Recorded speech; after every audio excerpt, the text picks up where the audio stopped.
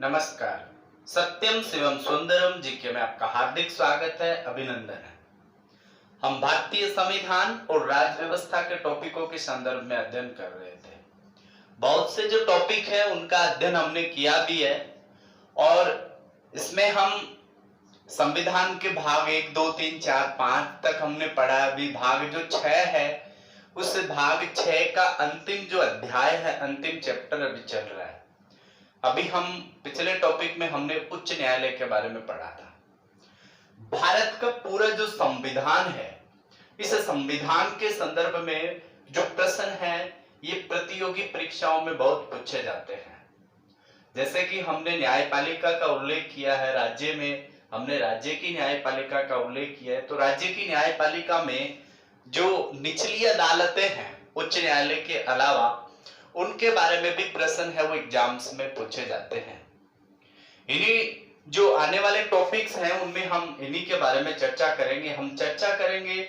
हम पढ़ेंगे विस्तार से, इनके बारे में जानेंगे कि जिला न्यायालय क्या होते हैं, जिला न्यायालयों के अंतर्गत कौन से न्यायाधीश आते हैं।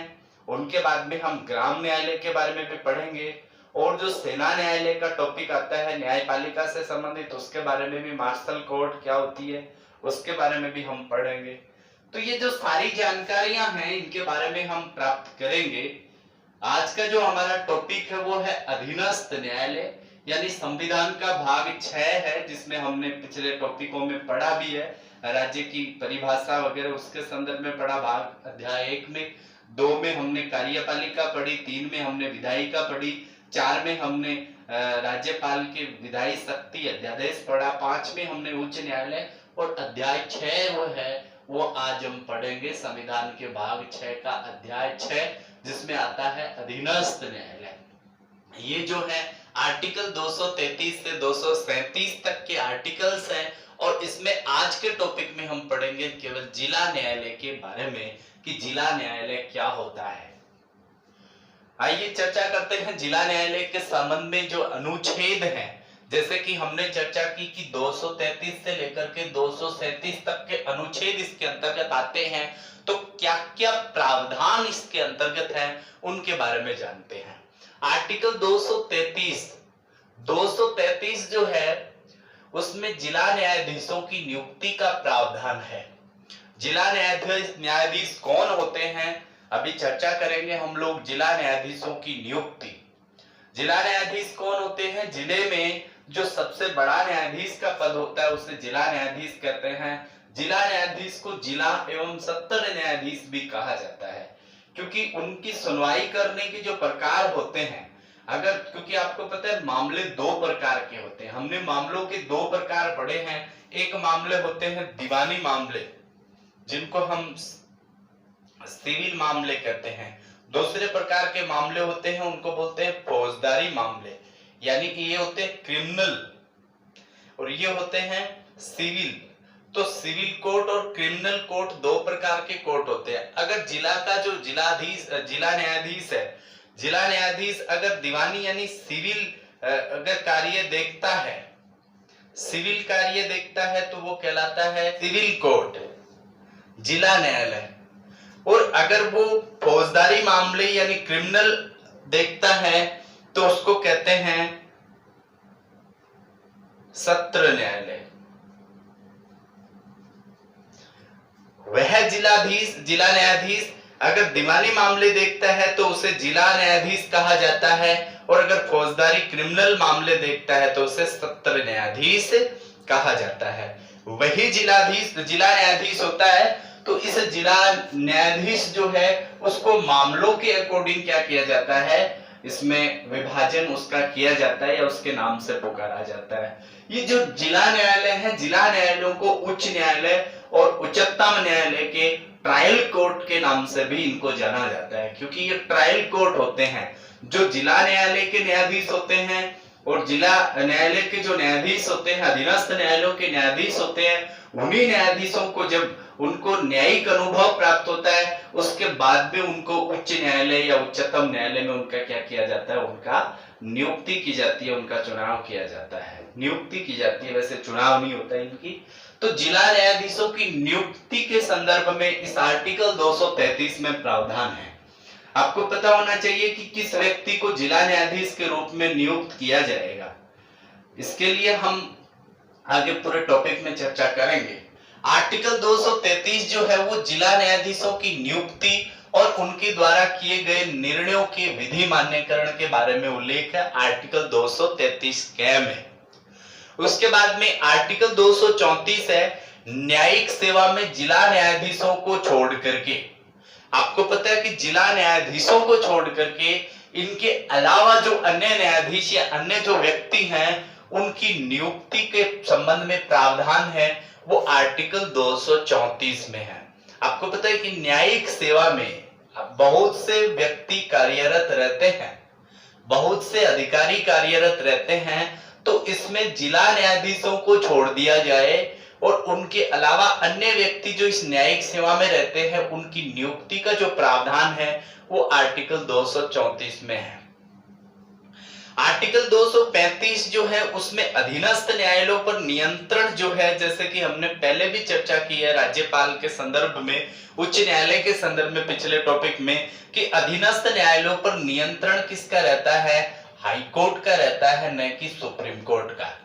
तो अधीनस्थ न्यायालय पर नियंत्रण रखने का कार्य किसका होता है, उस संबंधित राज्य के उच्च न्यायालय का होता है।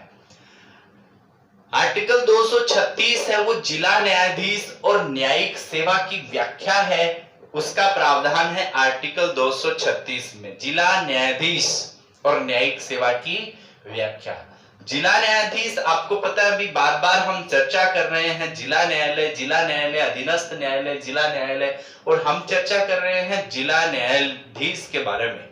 तो जिला न्यायाधीश के बारे में हमने चर्चा की कि अगर किसी जिले में दीवानी मामले, फौजदारी मामले, इन मामलों की जांच करता है तो जिला न्यायाधीश और न्यायिक सेवा की व्याख्या का जो प्रावधान है ये आर्टिकल 200 किसमें है, 36 में है। और आर्टिकल 236 के तहत यानी जिला न्यायाधीश के अंतर्गत कौन से न्यायाधीश आते हैं जिनके बारे में इसमें बताया गया है। तो जिला न्यायाधीश के अंतर्गत सिविल न्यायालय का न्यायाधीश आता है। कौन से न्यायाधीश आते हैं आप देखिए इसके संदर्भ में कि सिविल न्यायालय का, क्योंकि हमने दो प्रकार के न्यायालय पढ़े ना, सिविल न्यायालय, फौजदारी न्यायालय।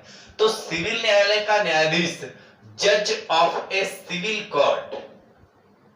अब यहाँ पे हम एक और टॉपिक देखेंगे जिसमें हम जज और मजिस्ट्रेट हम पढ़ेंगे कि जज कौन होता है, मजिस्ट्रेट कौन होता है, जज में और मजिस्ट्रेट में क्या अंतर होता है उसके बारे में भी हम पढ़ेंगे। तो सिविल न्यायालय का न्यायाधीश जज of a civil court, civil court का न्यायाधीश हो गया। दूसरा है अपर जिला न्यायाधीश, यानी जिला न्यायाधीश है उसका जो है एडिशनल डिस्ट्रिक्ट जज, दूसरा हो गया एडिशनल डिस्ट्रिक्ट जज, अपर जिला न्यायाधीश। तीसरा है संयुक्त जिला न्यायाधीश, संयुक्त जिला न्यायाधीश, जॉइंट डिस्ट्रिक्ट जज। चौथा है सहायक जिला न्यायाधीश, सहायक जिला न्यायाधीश, असिस्टेंट डिस्ट्रिक्ट जज, असिस्टेंट डिस्ट्रिक्ट जज। उसके बाद में आता है लघुवाद, जो छोटे मामले होते हैं, लघुवाद न्यायालय का मुख्य न्यायाधीश, छोटे मामलों के जो न्यायाधीश होते हैं। तो चीफ जज of A small case court, ठीक है, स्मॉल कोर्ट केस जो होता है उसका चीफ जज वो इसके अंतर्गत आता है। मुख्य प्रेसिडेंसी मजिस्ट्रेट, मुख्य प्रेसिडेंसी मजिस्ट्रेट यानी चीफ प्रेसिडेंसी मजिस्ट्रेट वो इसके अंतर्गत आता है। इसके अलावा उसका अपर मुख्य presidency magistrate, additional chief presidency magistrate. इनके अलावा सेशन न्यायाधीश जो है वो आते हैं, सेशन न्यायाधीश, सेशन जज जिनको बोलते हैं, बोलचाल की भाषा में बहुत बार सुना होगा सेशन जज। सेशन जज में आप 3 जज पढ़ेंगे, एक सेशन जज पढ़ेंगे यानी सेशन न्यायाधीश, दूसरा है अपर सेशन न्यायाधीश, एडिशनल सेशन जज, और तीसरे होते हैं सहायक सेशन न्यायाधीश, असिस्टेंट सेशन जज, वो इसके अंतर्गत आते हैं। यानी आर्टिकल 236 के तहत जिला न्यायाधीशों के अंतर्गत कौन से न्यायाधीश आते हैं। ये जो न्यायाधीश होते हैं सिविल न्यायालय का न्यायाधीश, अपर जिला न्यायाधीश, संयुक्त जिला न्यायाधीश, सहायक जिला न्यायाधीश। उसके बाद में लघुवाद न्यायालय का मुख्य न्यायाधीश, मुख्य प्रेसिडेंसी मजिस्ट्रेट, अपर मुख्य प्रेसिडेंसी मजिस्ट्रेट, उसके बाद में सेशन न्यायाधीश, अपर सेशन न्यायाधीश और सहायक सेशन न्यायाधीश।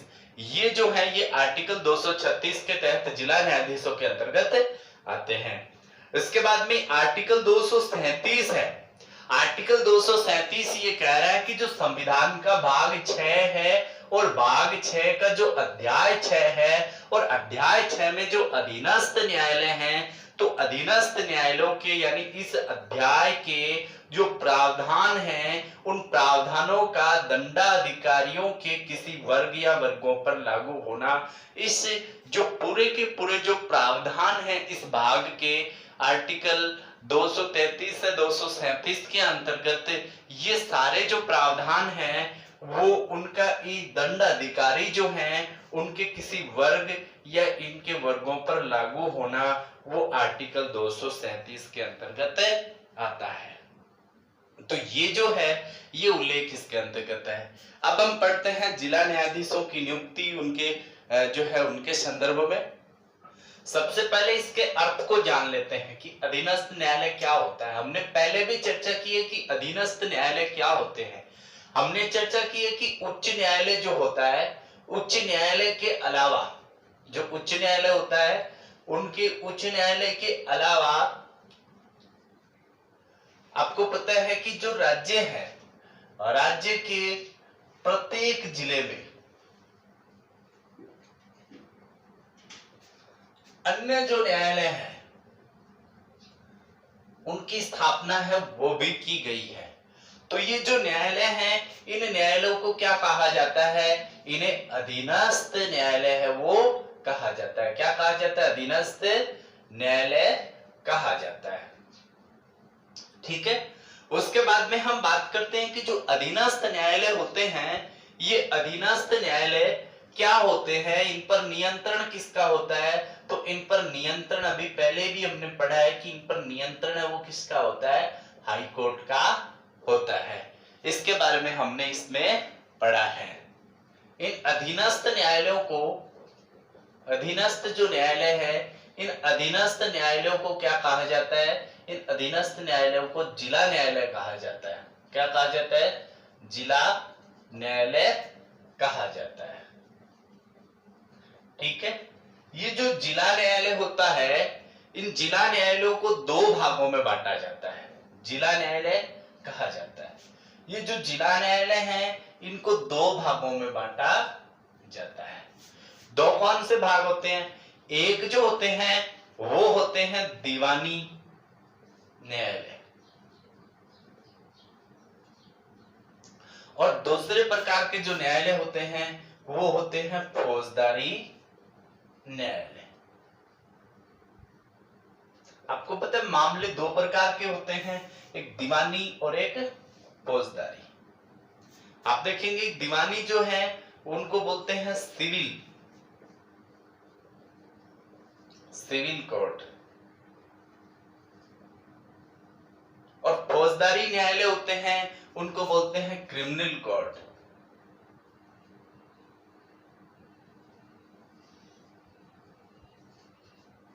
ठीक है। यानी आपराधिक जो मामले होते हैं इसमें क्या होते हैं, दीवानी जो न्यायालय होते हैं इनमें सिविल मुकदमे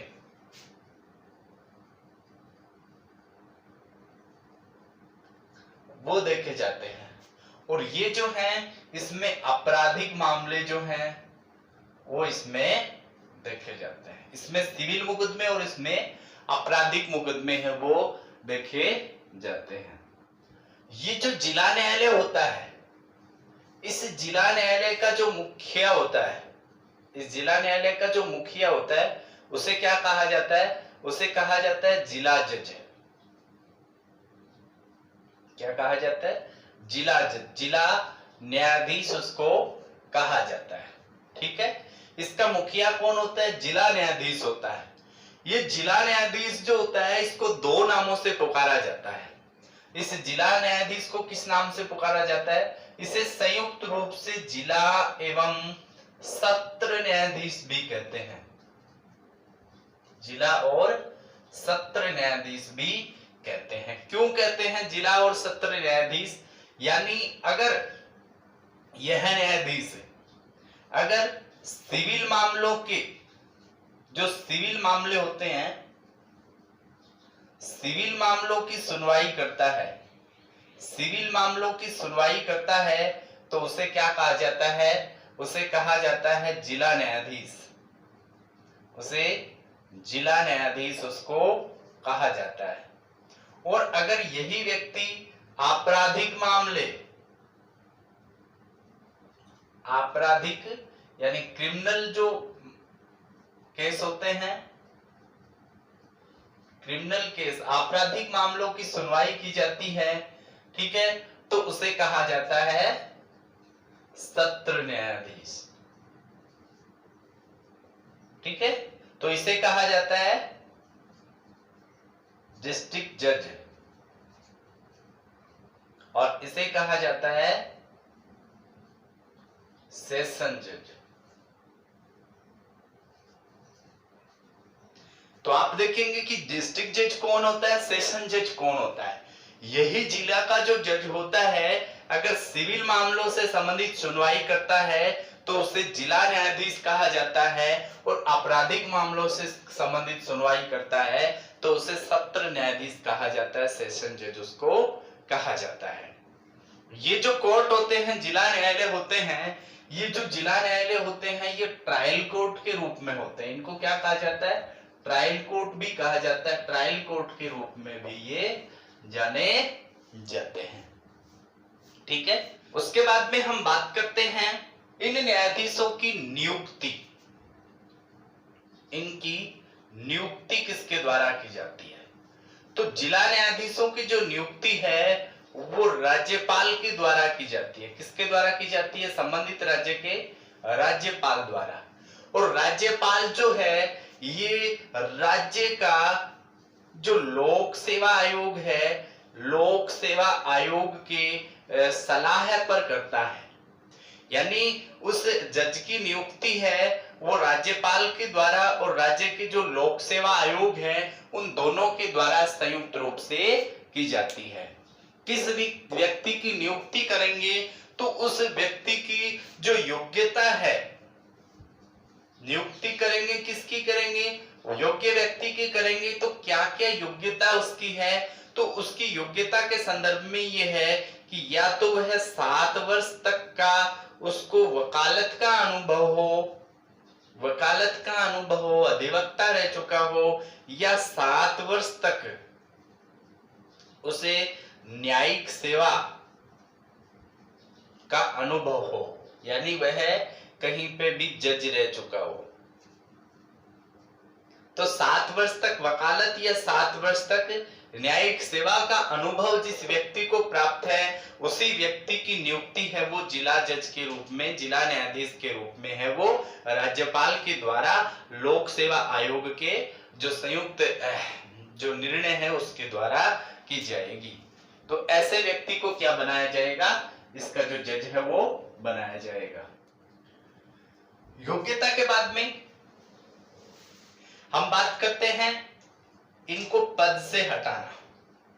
अगर ये चाहे तो स्वयं है ये अपना त्याग पत्र है ये दे सकते हैं। ये त्याग पत्र किसको देते हैं? ये त्याग पत्र जो है ये राज्यपाल के नाम देते हैं। ठीक है, राज्यपाल को अपना त्याग पत्र दे सकते हैं। परंतु अगर इनको पद से हटाना है तो महाभियोग जैसी कोई भी जो है वो शर्त इनके लिए नहीं होती, महाभियोग जैसा प्रावधान नहीं होता। राज्यपाल जो है वो इन व्यक्तियों को हटा सकता है। पद से हटाने के संदर्भ में राज्यपाल के पास में, और राज्यपाल भी कब हटाएगा? उस संबंधित राज्य के जो उच्च न्यायालय है, उच्च न्यायालय का जो मुख्य न्यायाधीश है, मुख्य न्यायाधीश से क्या करेगा? परामर्श करेगा। तो उच्च न्यायालय के मुख्य न्यायाधीश से परामर्श करने के बाद उस व्यक्ति को क्या किया जा सकता है? पद से हटाया जा सकता है। उसके बाद में हम बात करते हैं इनकी शक्तियों के बारे में। तो क्या क्या शक्तियां हैं इस उच्च न्यायालय की? शक्तियों के बारे में जान लेते हैं। क्या क्या शक्तियां हैं? तो आपको पता होना चाहिए कि दोनों प्रकार के जो मामले हैं, दीवानी मामले और फौजदारी मामले।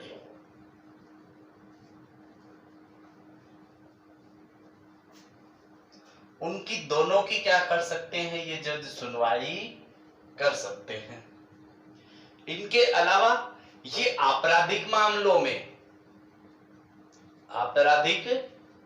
मामलों में मृत्युदंड भी दे सकते हैं।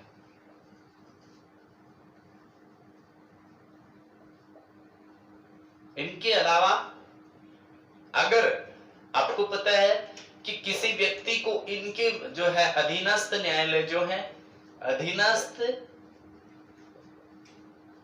न्यायालयों के विरुद्ध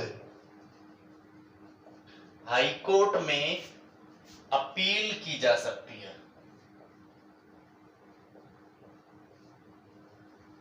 आपराधिक न्यायालयों के जो निर्णय हैं उन निर्णयों के विरुद्ध अगर पता है कि सबसे